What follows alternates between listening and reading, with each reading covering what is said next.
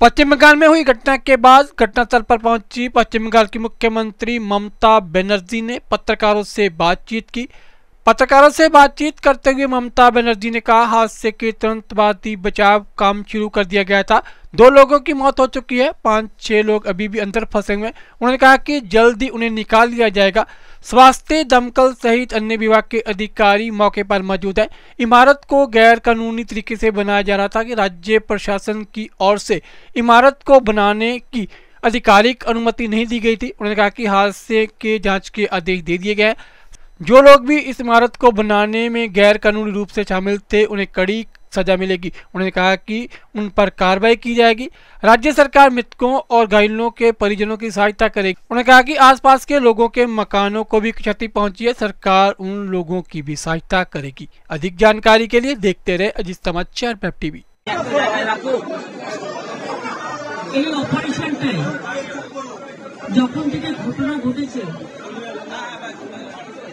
Kolkata police commissioner স্পটে ছিলেন, তিনি আমাকে টাইম টু টাইম মেসেজ দিয়েছেন এটা ডিজাস্টার।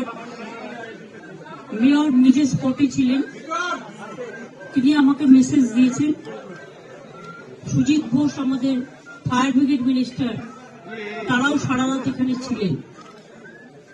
আপনারা জানেন এগুলো খুব কনজেস্টেড এরিয়া, আর এটা আজকে তৈরি হয়েছে তা নয়। এরিয়াগুলো বছরের পর বছর ধরে,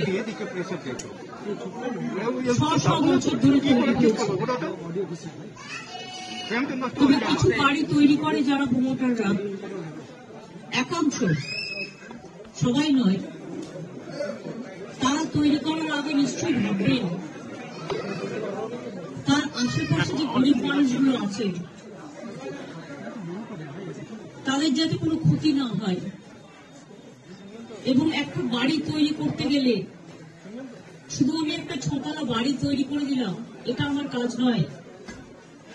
বাড়িটা যাতে মজবুত হয় এবং আইনত সেটা স্বীকৃতি কিনা, অফিসিয়াল পারমিশন পেয়েছে কিনা, সেটার ওপরও নির্ভর করে। আমি মেয়রকে জিজ্ঞেস করছিলাম যেটা অফিসিয়াল পারমিশন দিয়েছে কিনা, ও বলল না। এগুলো সমস্তই বেআইনি কিছু কিছু হয়। আলটিমেটলি আমি যা খবর পেয়েছি, আমাদের পুলিশ, ফায়ার ব্রিগেড, ডিজাস্টার সবাই সারা রাত ধরে, এবং লোকাল মানুষ,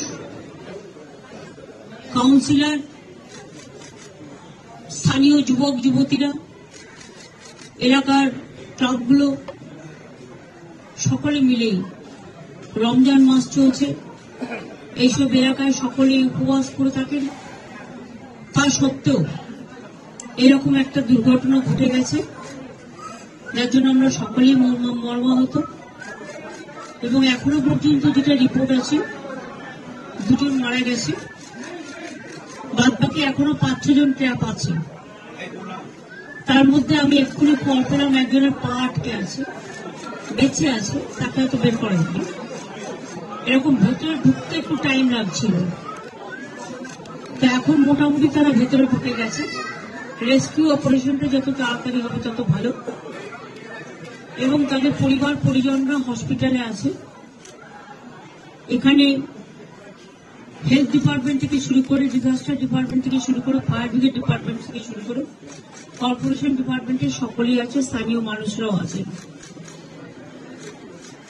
আমি শোকসন্তপ্ত পরিবারের কাছে দুঃখ প্রকাশ করছি এই ধরনের ঘটনা ঘটার জন্য।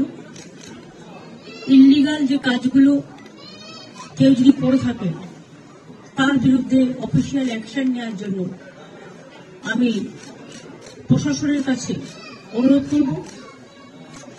আর যে পরিবারগুলো আজকে অসহায় হয়ে গেছে তাদের পাশে তো সরকার দাঁড়াবে, এবং ডিজাস্টারে সরকার অলওয়েজ হেল্প করতে পারে, অফিসাররা করে দেবেন।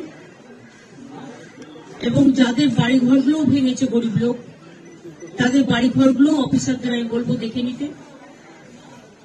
কমিশনার আছে, কমিশনার এটা দেখে নেবেন। তাদের পরিবারগুলো, প্লাস যারা ইনজিওর্ড হয়েছে তাদের পরিবারগুলো, প্লাস ঘর বাড়িগুলো, প্লাস বেআইনি যে কাজের জন্য এই ঘটনা ঘটেছে, অ্যাকশন নেওয়ার জন্য। এই কথাগুলো আমি বলে গেলাম। আমি একটু এখান থেকে হসপিটালে যাব, কারণ পরিজনরা হসপিটালে আছে, তাদের সাথে একটু দেখা করব। এই জায়গাটা এমনিতেই কনজেস্টেড, আপনাদের অনুরোধ করবে একটা সাইডে থাকুন, পুলিশ যেখানে বলবে, কিন্তু ইন্টেরিয়ারে ঢোকার চেষ্টা করবেন না, কারণ ইন্টেরিয়ারে বাড়িগুলো এত কনজেস্টেড। তবুও তো আমি শেষ পর্যন্ত যেতে পেরেছিলাম। কাজে আবার একটা কিছু ঘটনা ঘটুক এটা আমরা চাই না, আপনাদের কোঅপারেশন চাইছি। অনেক বাড়িতে অবৈধ ছিল,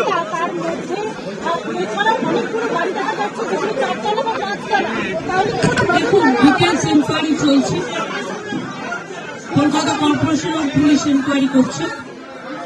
আমাদের প্রাথমিক তদন্ত হিসেবে যা হাতের সামনে এসছে সেটা আপনাদের কাছে আমি বললাম, বাদ বাকি তদন্ত করে প্রশাসন অ্যাকশন নেবে।